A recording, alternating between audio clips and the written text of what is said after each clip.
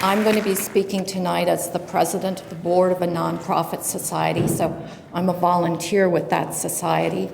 The 127 Society for Housing owns and operates about 275 units for low-income seniors in the downtown south. Our current work in the downtown south area of Vancouver, so just to, if you think Thurlow Street down to Homer Street, and then False Creek up to Nelson Street. That's our little patch that we've been working for about 30 years.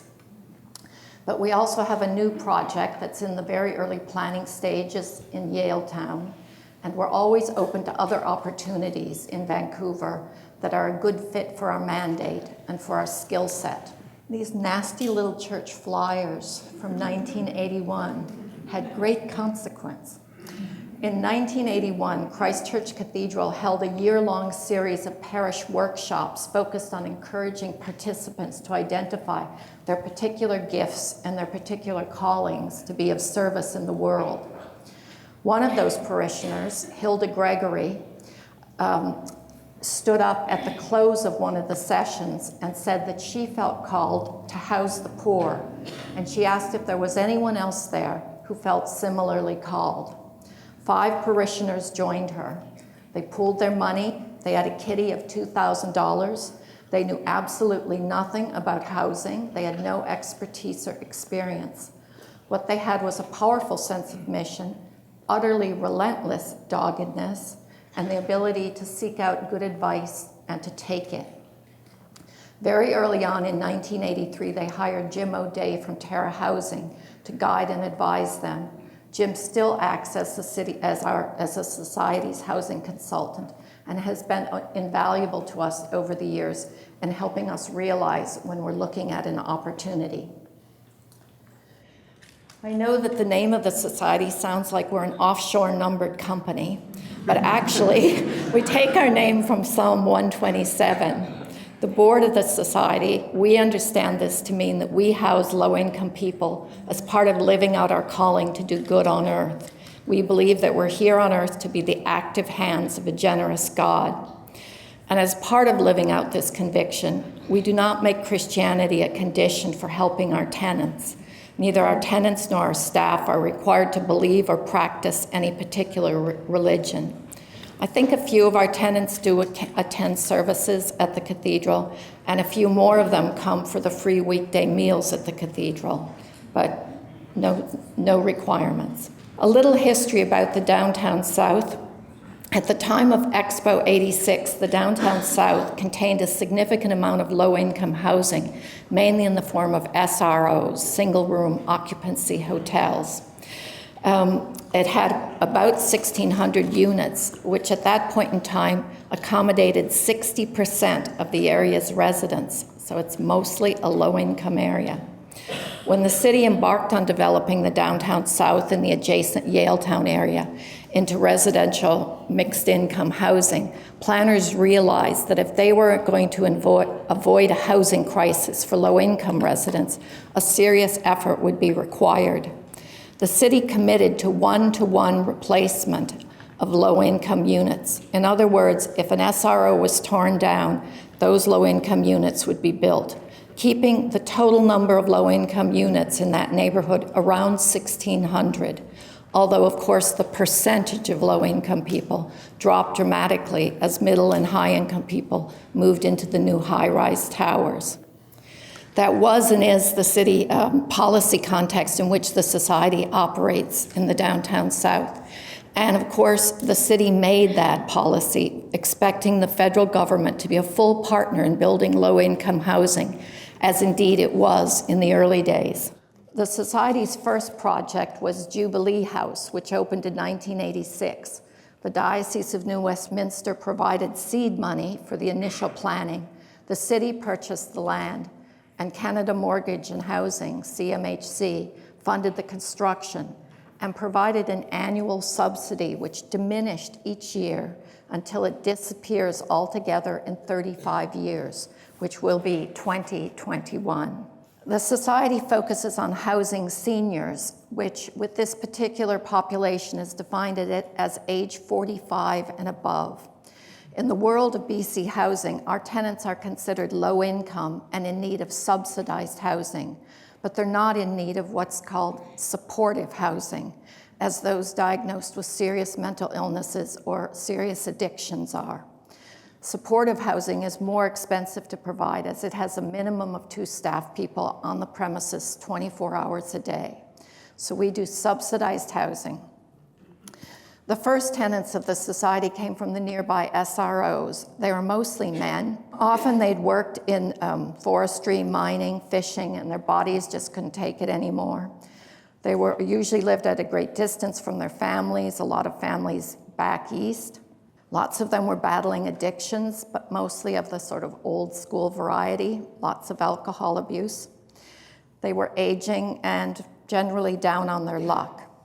The Society's next project was located immediately next door to Jubilee House in an old apartment building that had been classed as a heritage building in Vancouver. Brooklyn Court opened in 1989 after being retrofitted. When tenants like Val moved into, he actually moved into Jubilee House 30 years ago, nobody expected that he would live past 65 or maybe 70 at a stretch. But stable housing underpins stable physical and mental health, and we now have many long-term tenants who are well into their 80s, and we're facing a new challenge of helping the frail elderly stay in familiar surroundings as long as possible. In 1997, when the wellspring was built, the federal government had largely taken itself out of constructing social housing. The wellspring, which is located a block away from Jubilee House, and I'll bet you anything, you've walked and driven by these buildings many, many times without realizing they were social housing, was built on city-owned land with funding for BC Housing. The city seeks to provide not just housing, but homes for our tenants. For example, we have a flexible pet policy. If tenants demonstrate that they can care for themselves and a pet, well then small pets are allowed. Although I think Mona's cat might be pushing the limit of small. Community workers, we have found, are the key to providing real homes for our tenants. We learned with the opening of Jubilee House that we could not just build the building, move people in, and expect everything to work out. Our tenants needed a degree of support in learning how to be good neighbors to one another and learning to live with expectations of quiet and privacy and cleanliness. We now employ 3 full-time community workers, 1 in each of our buildings. They help the tenants run low-cost food stores like the one shown here, a wood workshop, memorial celebrations to mark the passing of fellow tenants, and many other activities, including lots of bingo. The idea is to draw tenants out of isolation. They're used to going into that SRO and shutting the door, and into neighborly interactions. However, as our tenants are not considered in need of supportive housing, but merely subsidized housing, if the Society wanted community workers, the Society had to pay for them. For some 20 years, intermittent grants from the diocese, significant annual contributions from Christ Church Cathedral, and gifts from many individual donors have paid the salaries of the community workers. In recent years, BC Housing has come to appreciate that our model of lightly supported housing works for our tenant, and now BC Housing also contributes substantially to the community worker's salary. David asked me to speak in particular about challenges that the Society has faced over the last year. Sadly, Jubilee House, like a number of other buildings constructed in the pre-Expo 86 haste, proved to be shoddily built. Over the years, more than $1 million of repairs went into the building, and yet it's still fundamentally unsound, with different parts of the building subsiding at different rates. We had to replace it. Over the years, we explored many options for how to replace it, but all of them proved unworkable until the late Jim Green approached the city and Hilda Gregory with an idea. The city owns the land that Jubilee House is built on, which these days backs onto the very pretty Emery Barnes Park. Jim knew that Bren Hill Development, a small father-son development group known for high-quality work, owned the land directly across the street from us on Helmkin Street on the facing corner. What if the city swapped its land facing onto the park and with the potential to be rezoned for a condo tower for Brenhill's land, plus requiring Brenhill to build on it a new turnkey 13-story social housing building that would be large enough to house our current 87 tenants, plus an additional 75 low-end of market tenants. Those low-end of market tenants are critical because if you remember, the CMHC subsidy, which is diminishing yearly, is ceasing altogether in 2021. Low-end of market tenants will create a small revenue stream that we can use to continue to subsidize rents for the 87 seriously low-income tenants. The idea was that once our tenants moved into the new building, across the street on its newly acquired rezoned land, Brenhill Developments would replace dilapidated Jubilee House with a 36-story tower containing condos, 110 rental units, and a Montessori preschool. Facing a situation where senior levels of government are not coming to the table with money to build new social housing, the city used the assets that it does have, land that it owns, the ability to rezone land for greater density, and the CAC, or community amenity contribution generated by the project. It used all of these together to secure low-income housing, in this case, to build a new Jubilee House.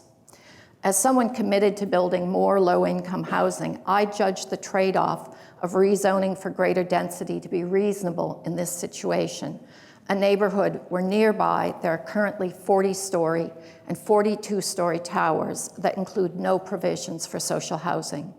A 36-story tower that provides substantial low-income housing? I say yes, please. Not everyone agreed. At the first development permit hearing and the rezoning hearing, we heard from near neighbors who objected to the projects. Nearly all of them stated their objections in terms like, too much social housing around here, social housing will bring down my property values, Yaletown is shouldering an unfair share of social housing, and it'll block my view.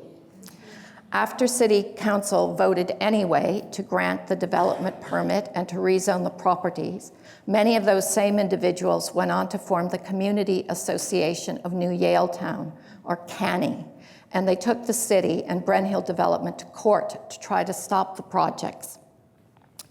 1 year ago, almost exactly to this day, we learned that CANNY's first lawsuit was successful. It quashed the development permit for New Jubilee House, and that stopped construction completely.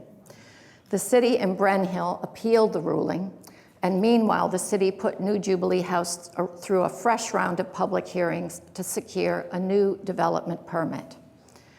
Until that time, I think it's fair to say the 127 Society had thought of itself as the kind of housing society that did outstanding work in a very quiet way. Suddenly, we found ourselves in the headlines. It was clear that if we remained quiet and politically passive, leaving the political heavy lifting to the city, then there was a real chance that New Jubilee House would never be built. We realized that we had to be prepared to publicly state and defend our values, and we had to rally supporters to help. Christ Church Parish was invaluable to us in fighting this battle, and a very public battle it became. Cathedral Vestry passed a motion urging Mayor and Council to proceed with construction of Jubilee House. Parishioners wrote letters and circulated petitions.